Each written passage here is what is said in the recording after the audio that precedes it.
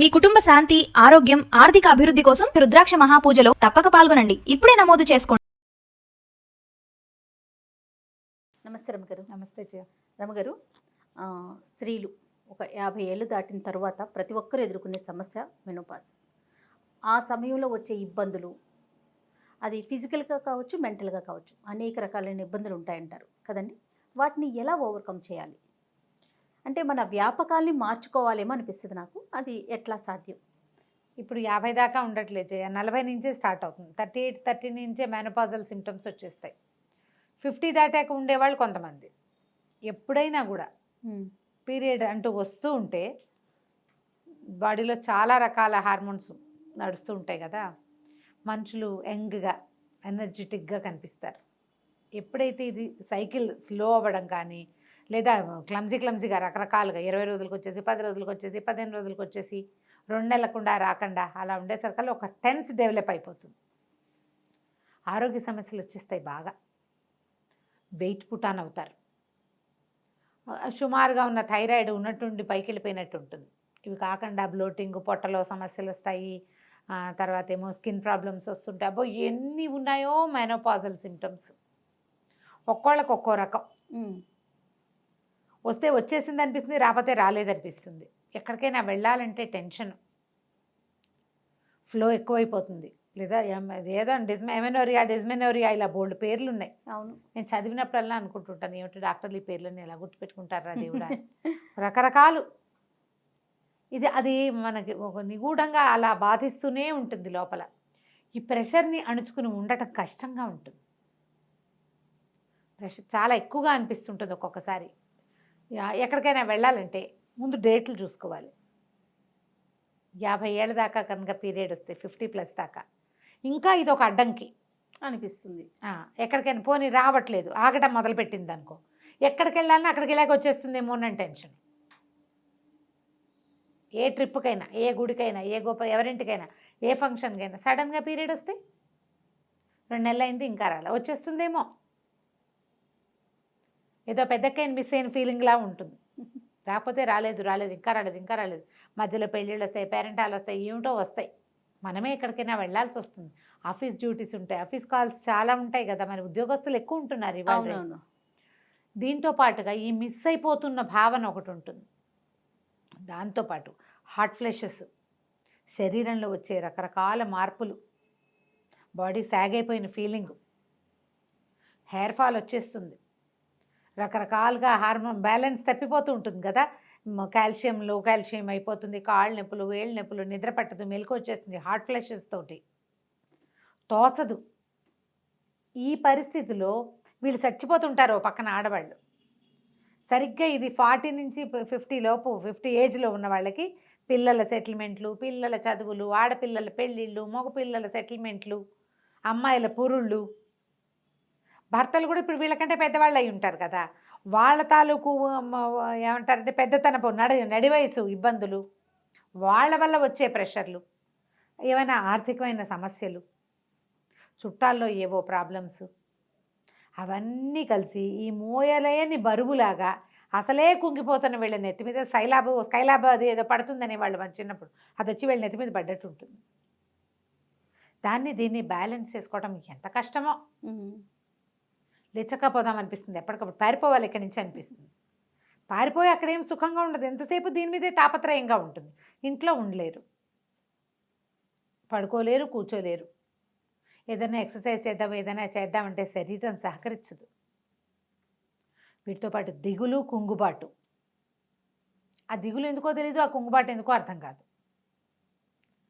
ఇవాళ రేపు ఈ సమస్య విపరీతంగా ఉంది. నేను కూడా అందుకు మినహాయింపు కాదు. బ్రైట్గా ఉండి, యాక్టివ్గా ఉండి, రకరకాల పనులు చేసేసి అన్నీ తెలిసిన వాళ్ళు కూడా దీనికి దొరికిపోతారు. ఫ్యామిలీ సపోర్ట్ బాగా అవసరం చేయాలి. ఆడపిల్లలు ఉన్న వాళ్ళకి కొంచెం ప్లస్, కూతుళ్ళకి తల్లులు ఎదుర్కొంటున్న ఈ సమస్య ఏమిటో అర్థమవుతుంది. ఆడపిల్లలు లేకపోయినా, ఆడపిల్లల తల్లులు కానీ అత్తగారులు ఉన్నా భలే ప్రెషరు. మగపిల్లలకి ఏమి ఈ కష్టాన్ని చెప్పుకోలేము. ఈ హార్ట్ ఫ్లెషెస్, ఈ నిద్ర పట్టకపోవటము, ఈ తోచంతనము మగవాళ్ళకి అర్థం కావు, కానీ మొగుళ్ళకి అర్థం అవ్వాలి, మగ పిల్లలకు అర్థం కాదు. వాళ్ళు ఆ పరిస్థితులు చూడరు కాబట్టి. కానీ ముందు నుంచి మన తాలూకు పీరియడ్ సైకిల్, దాని ప్రెషర్లు మనం ఎంత అనుభవిస్తామో దాని ప్రభావానికి కొంత లోనై ఉంటారు కదా భర్తలు. వాళ్ళు అర్థం చేసుకుంటే, వాళ్ళు కొంచెం సపోర్ట్ చేస్తే, దాంతోపాటు మిమ్మల్ని మీరు బాగా సపోర్ట్ చేసుకుని ముందుకెళ్ళిపోతారు. చెప్పాలి, దీని మీద మాట్లాడండి. ఇలా ఈ సమయంలో వచ్చేటువంటి రకరకాల మానసిక సమస్యల్ని మనం ఎవరి ముందైనా పెట్టేయాలి. అవతల వాళ్ళు మనని అర్థం చేసుకునే వాళ్ళైతే ఇంకా బాగుంటుంది. ఆటే అర్థం చేసుకోకపోయినా నాకు తిక్కగా ఉంది, నువ్వు అనవసరంగా విసిగించద్దు అని చెప్పగలగాలి. కొంతమంది వినరు, వినిపించుకోరు. ఇది అందరికీ వచ్చేదే అంటారు. అలా అంటానికి వీల్లేదు. ప్రెగ్నెన్సీ లాగానే మేనపాజ్ ఎవరిది వాళ్ళదే. ఏ ప్రెగ్నెన్సీకి ఆ ప్రెగ్నెన్సీ లాగానే అవునవును, మెనపాజ్ కూడా ఖచ్చితంగా ఎవరి సిమ్టమ్స్ వాళ్ళవి.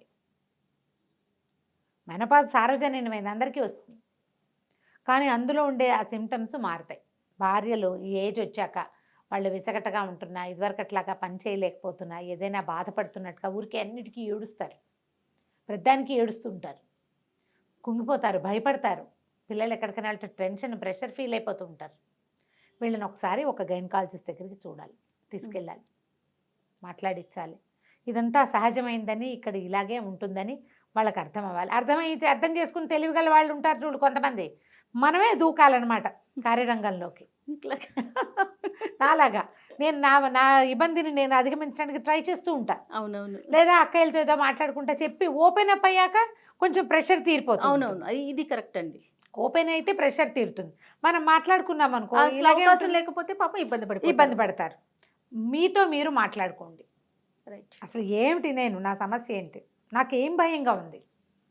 దీంతో పాటుగా ఫెమినిటీని కోల్పోతున్నామన్న ఒక ఫీల్ లోపల ఉంటుంది. భర్తలతో తేడా వస్తుందని భయపడతారు. అది కూడా ఒక ప్రాబ్లం వస్తుంది కొంతమందికి. దీన్ని అధిగమించాలంటే ముందు మనని మనం యాక్టివ్గా ఉంచుకోవాలి, మోటివేటెడ్గా ఉంచుకోవాలి. మనకు మనమే మోటివేట్ చేసుకోవాలి ఎప్పుడు. ఏం లేదు, ఇదంతా సహజం, పెద్దకైనా మిస్ అవుతున్నామని కాదు అని అనుకోకూడదు. జాగ్రత్తగా చేయాలి. ఇప్పుడే మీకోసం మీరు తింటాం, మీకోసం మీరు నడవటం, ప్రజల కోసం, జనాల కోసం, వాళ్ళు ఎవరినో మెప్పించడానికి ఏం చేయొద్దు. మిమ్మల్ని మీరు మెప్పించుకోండి, శవాష్ అనుకుంటుండండి ఎప్పటికప్పుడు, నేను చాలా బాగా చేశాను. బలవంతంగా అయినా రోజుకు ఒక కొత్త పని పెట్టుకోండి. ఓపిక తెచ్చుకో, ట్రై చేయాలి. ట్రై చేస్తేనే, ఎందుకంటే ఈ సముద్రాన్ని ఒక్కసారి దాటేస్తే ఒక గంతులో దాటగలుగుతాం. లేకపోతే ఇది నెవర్ ఎండింగ్ ప్రాసెస్, అట్లా పొంగుతూనే ఉంటుంది. మీరు ఎప్పటికీ ఒక క్రిప్పుల్లాగా, పనికి మాలిన వాళ్ళలాగా మిగిలిపోతారు. అనారోగ్యం మిమ్మల్ని కుంగదీసేస్తుంది, వృద్ధాప్యం మిమ్మల్ని లాగేసుకుంటుంది, అందులోకి కూరుకుపోతారు. బురద అది, అందులోకి అడుగు పెట్టద్దు. ఆ బురదని తెలివిగా దాటేసేయండి. ఇది చాలా సహజమైంది. ఇది పోతుంది, హాయిగా ఉంటాము, ఈ గోల ఉండదు. 1-2 ఏళ్ళు మాత్రం చాలా ఇబ్బంది పెడుతుంది. ఎప్పుడు వస్తుందో తెలీదు, ఎలా వస్తుందో తెలీదు, ఎక్కడికైనా వెళ్తే వచ్చేస్తుందేమోనని భయం ఉంటుంది. ఎప్పుడు కాషియస్గా ఉండండి. వచ్చేస్తుంది, ఏమైనా సరే. నేను మానేను, ఏది మాను. నేను ప్రయాణాలు మానుకోను, పెళ్ళిళ్ళు మానుకోను, ఫంక్షన్ ఏది దానికోసం మానేస్తే అది రాదు, ఇవి మానేస్తాము, దిగులు అయితే అవుతుంది. ఏమవుతుంది కాదు కూడా, అప్పుడే అక్కడి నుంచి తిరిగి వచ్చేస్తా. ఈ తెగింపు గనక వస్తే, ఇదంతా మన అమ్మ మన అక్క అందరూ చూసిందే. అవును, ఏం కొత్తది కాదు. ఎర్లీ ప్రెగ్నెన్సీలో ఎలా దిగులు, భయాలు ఉంటాయి, ప్రెగ్నెన్సీలో కూడా భయాలు ఉంటాయి చూడు. మెనోపాజ్లో కూడా అలాంటి భయాలు వస్తాయి. ఫస్ట్ ప్రెగ్నెన్సీకి చాలా భయాలు ఉంటాయి. అలాగే ఇందులో కూడా ఉంటాయి. చెప్పుకోలేని తనం, సిగ్గుగా ఉంటుంది, ఎవరితో చెప్తామనిపిస్తుంది. ఓపెన్గా చెప్పేసేయండి. డాక్టర్ని చూడండి. మీ ఆయన తీసుకెళ్ళకపోతే మగవాళ్ళే చూడాలన్నారు, రమ్మగారు వాడు చేయట్లేదు అనుకోకండి. వాళ్ళు రాకపోతే పోయారు, మన దాన్ని మనం పోదాం డాక్టర్ దగ్గరికి.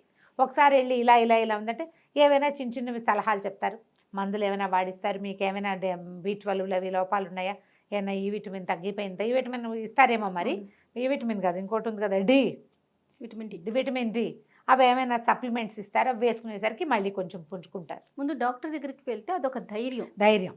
వాళ్ళు ఏదో చెప్తారు 4 మంచి మాటలు. ఏమైనా కౌన్సిలింగ్ అవసరమైతే వాళ్ళే చేస్తారు. కొంచెం మంచి ఫ్రెండ్లీగా మాట్లాడే డాక్టర్ని మాత్రం సెలెక్ట్ చేసుకోండి. కట్టే కొట్టే తెచ్చేని మాట్లాడే డాక్టర్ దగ్గరికి వెళ్ళకండి ఈ విషయంలో. కొంచెం ఎలాబరేట్గా నాకు మళ్ళీ పావుగంట మాట్లాడాలి, 1 minute అవకాశం ఇస్తే 15 minutes మాట్లాడే వాళ్ళు ఉంటారు. వాళ్ళని చూడండి, వాళ్ళు మిమ్మల్ని ఈ సముద్రంలో నుంచి బయటపడేయడానికి పెద్ద షిప్గా పరిణమిస్తారు. కావాలి అట్లాంటి వాళ్ళు.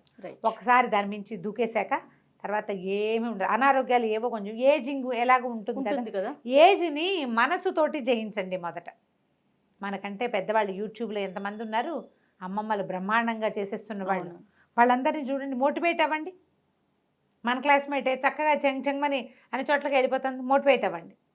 అట్లా ఎవరైనా మనకంటే బెటర్గా చేస్తున్నారనిపిస్తే వాళ్ళని చూసి మోటివేట్ అయ్యి ఈ కష్టాన్ని ధైర్యంగా సాహసోపేతంగా దాటేసేయండి. డాక్టర్ని మాత్రం తప్పకుండా చూడాలి. రైట్ రమ్మ గారు. నమస్తే.